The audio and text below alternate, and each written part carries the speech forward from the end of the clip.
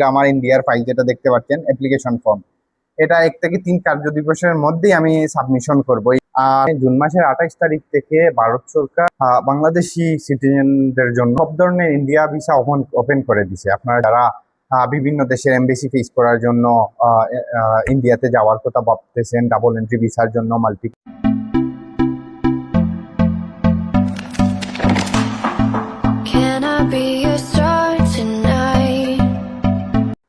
আসসালামু আলাইকুম, আমি জাহিদ হাসান, আপনাদের ট্রাভেল ইনফর্মার।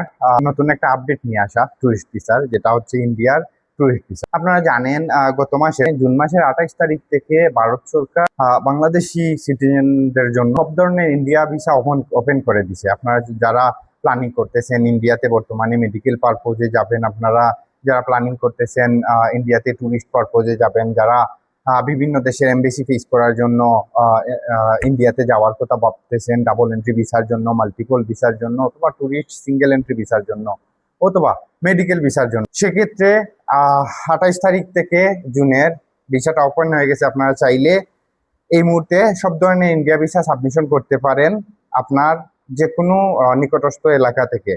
তো বর্তমানে আপনারা জানেন, আপনাদের সুবিধার্থে বলে রাখি, আমি আগে নিজের ফাইল করি, তারপর আপনাদের সাজেস্ট করি। এটা আমার ইন্ডিয়ার ফাইল যেটা দেখতে পাচ্ছেন অ্যাপ্লিকেশন ফর্ম। এটা 1 থেকে 3 কার্য দিবসের মধ্যেই আমি সাবমিশন করব।